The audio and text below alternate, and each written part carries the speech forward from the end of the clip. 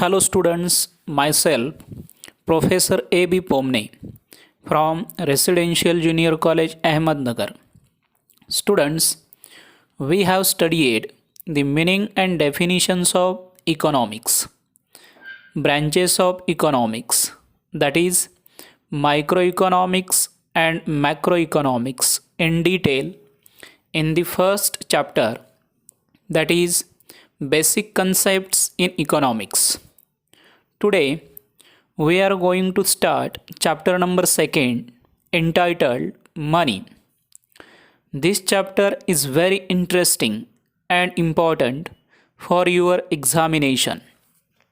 In this chapter we will study about the concept of barter system, difficulties in barter system, then definitions of money, types of money, qualities of money, functions of money, and finally the concept of black money.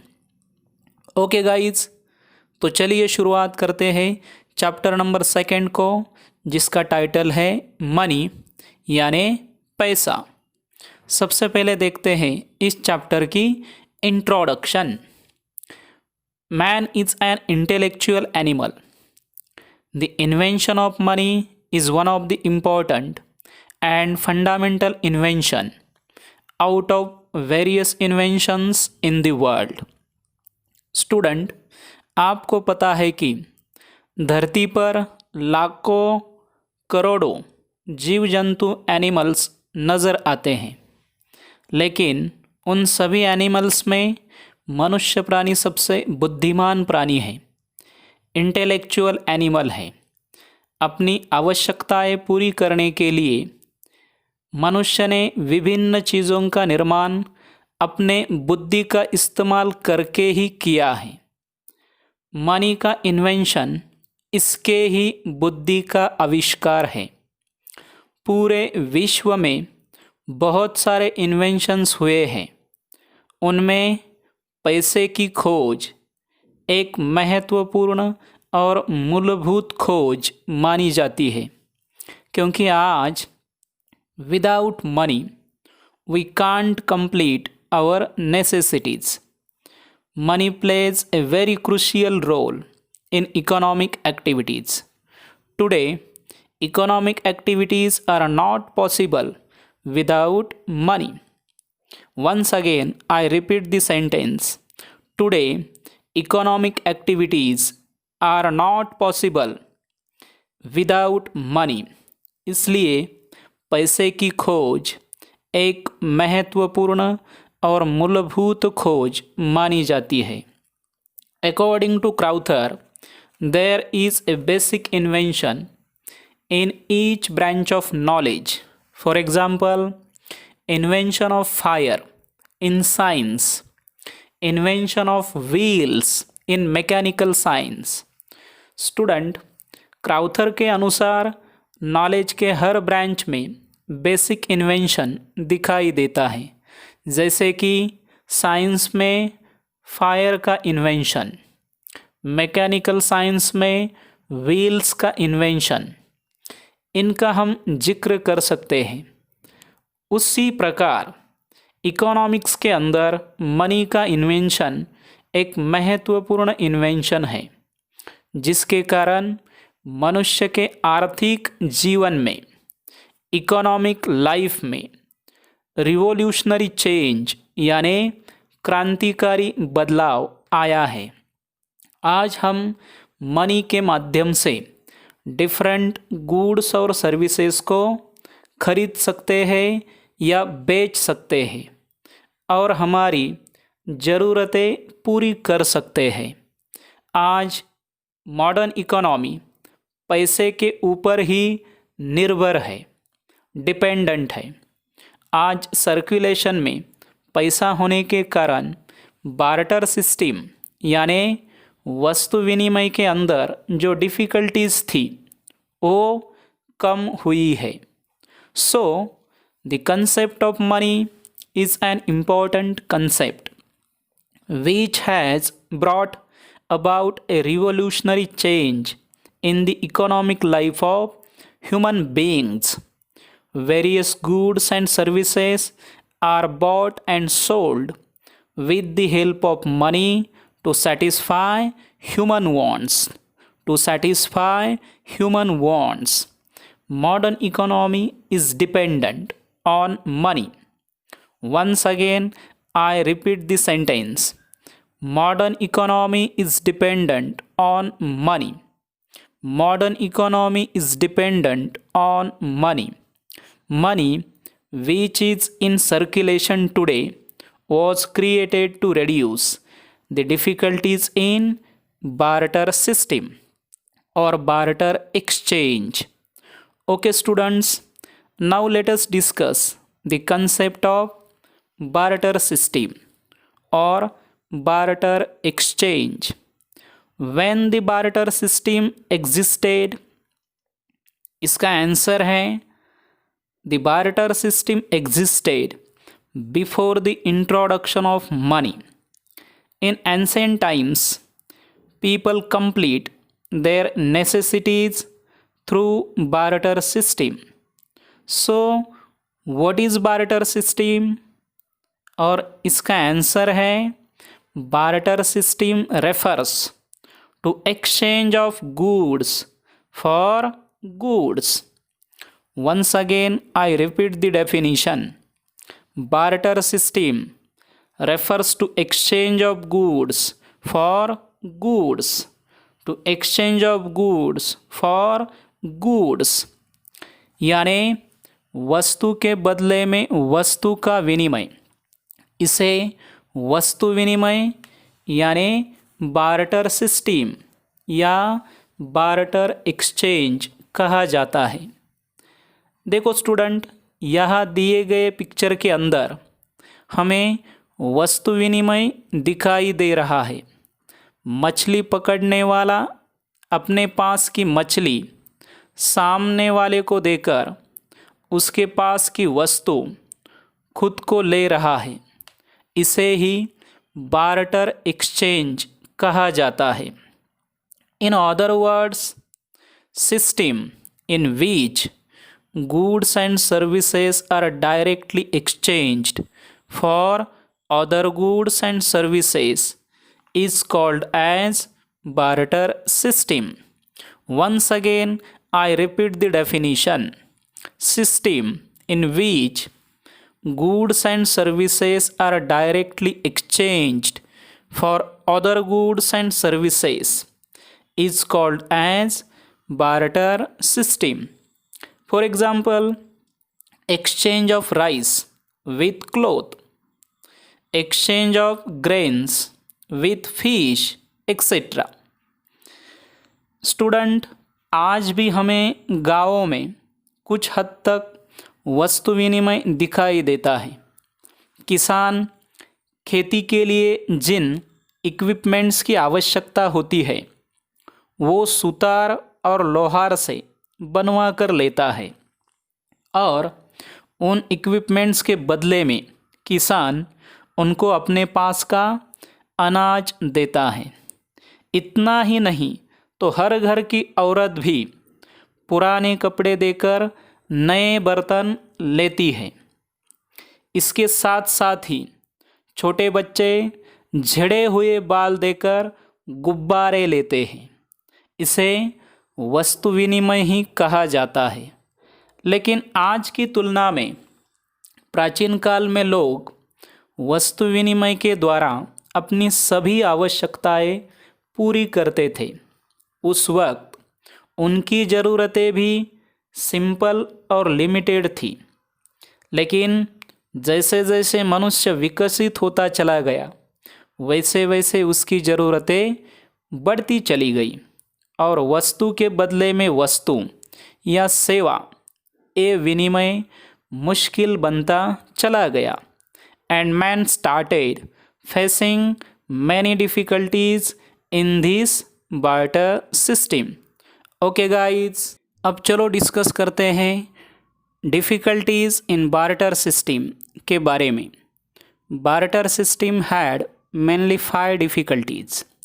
Let us discuss these difficulties one by one in detail.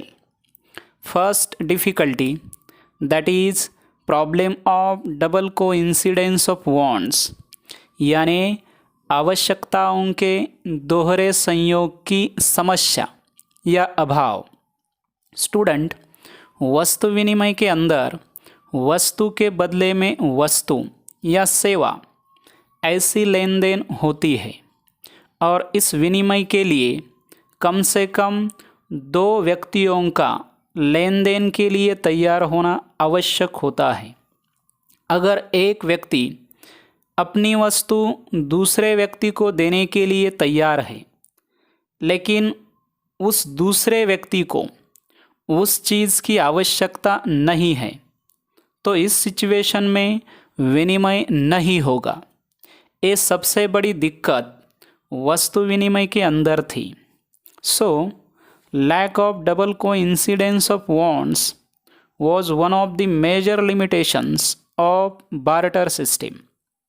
For example, person A has cloth and he wants rice in exchange, and person B has rice but he does not want cloth in exchange.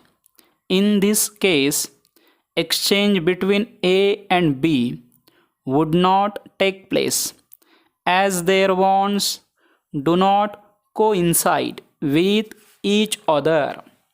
देखो इस example में A और B ये दो persons, इनको एक दूसरे की चीज़ की आवश्यकता नहीं है, इसलिए दोनों के बीच विनिमय असंभव है, इम्पॉसिबल है। यानी विनिमय के लिए वॉन्ट्स के डबल कोइंसिडेंस का होना आवश्यक होता है। अब चलो देखते हैं सेकेंड डिफ़िकल्टी, और वो है lack of common measure of value, यानी मूल्य के एक समान या सामायिक माप की कमी। Lack of common measure of value. While exchanging goods for goods, there was no standard unit of account to determine the value of a commodity.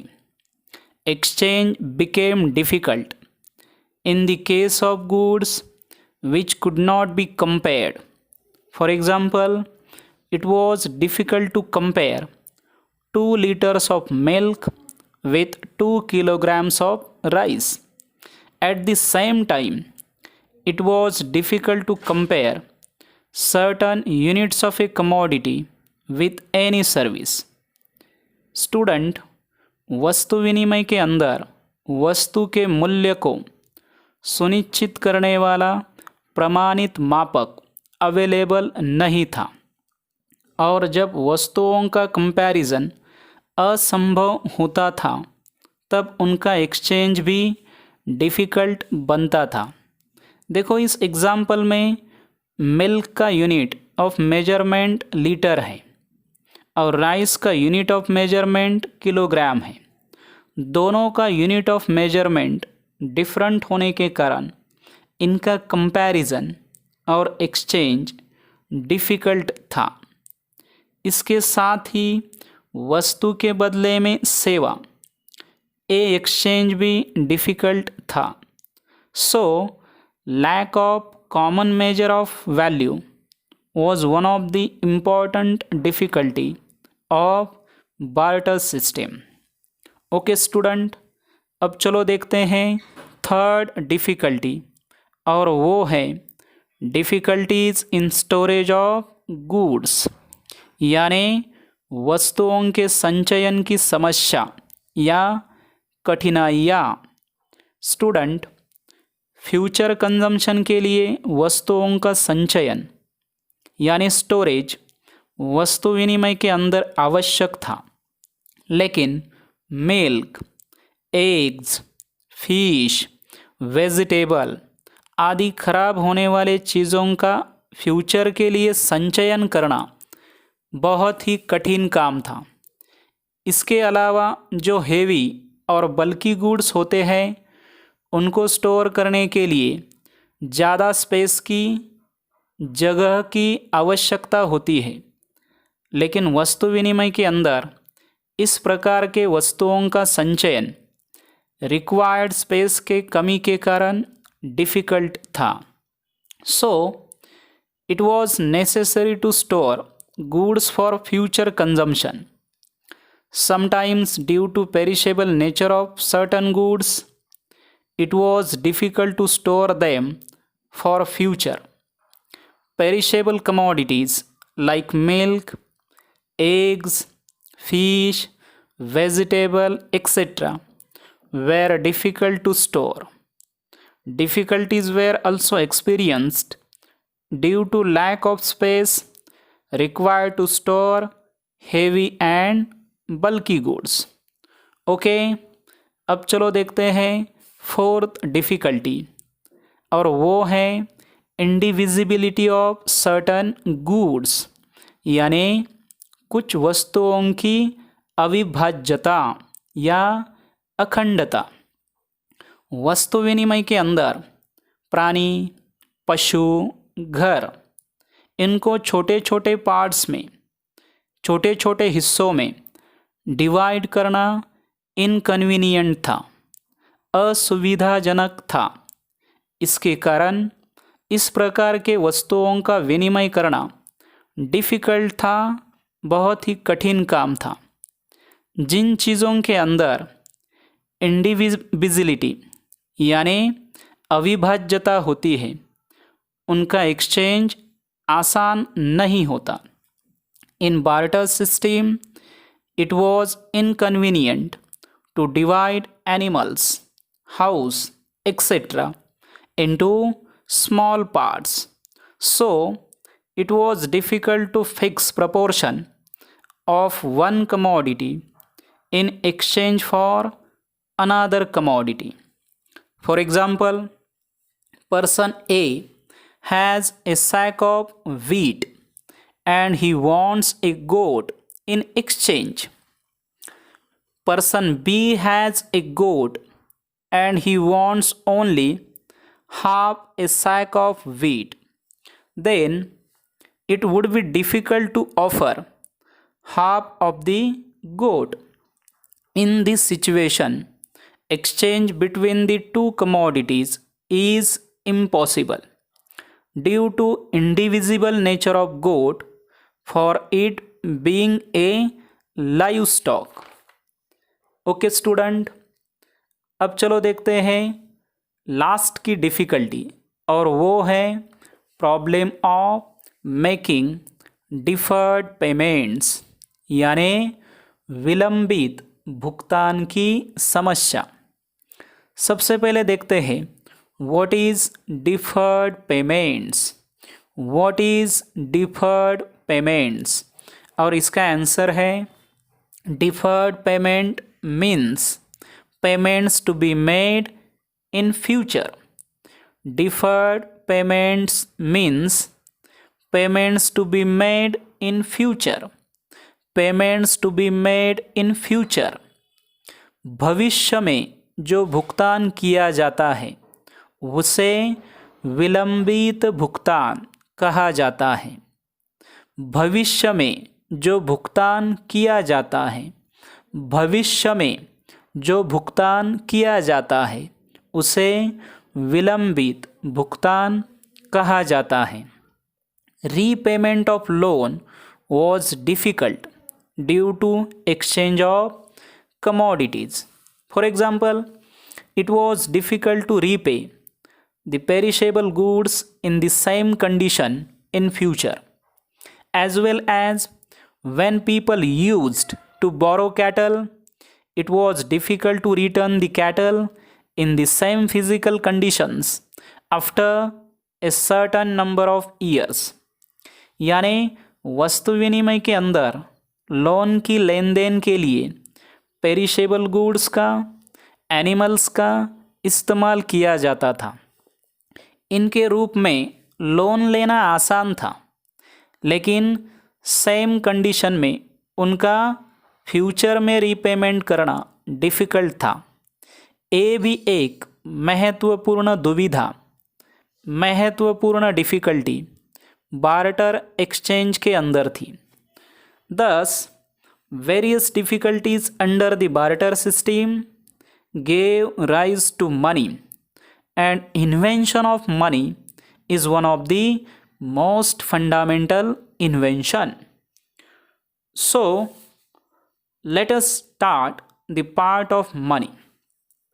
Initially, we will study the definitions of money. Some economists have defined the concept of money. Let us see the first definition, which is given by Professor Crowther. And what is the definition? According to Professor Crowther, money is anything that is generally acceptable as a means of exchange and at the same time acts as a measure and a store of value. Once again, I repeat the definition. According to Professor Crowther, money is anything. Money is anything that is generally acceptable as a means of exchange, as a means of exchange, and at the same time acts as a measure and a store of value, and at the same time acts as a measure and a store of value. यानी जो चीज़ as a medium of exchange यानी विनिमय माध्यम के रूप में सामान्यतः स्वीकार्य होती है और उसी वक्त वो मूल्यमापन और मूल्य संचयन का कार्य करती है, ऐसी कौन सी भी चीज़ जिसे पैसा कहा जाता है. Student, Crowther's definition of money is considered as a comprehensive definition because he considers the three main functions of money in his definition, that is, medium of exchange, measure of value, and store of value. Then let us see the second definition, which is given by Professor Walker. And what is the definition? According to Professor Walker, money is what money does. बहुत ही interesting definition है. क्या है definition? Money is what money does. Money is what money does यानी पैसा उसे कहा जाता है जो पैसे की कार्य करता है, यानी पैसे की कार्य करने वाली चीज़ उसे पैसा कहा जाता है. Thus, in today's video, we have studied the difficulties of barter system and the definitions of money. In the next video, we will study about the types of money. तब तक के लिए thank you and have a nice day.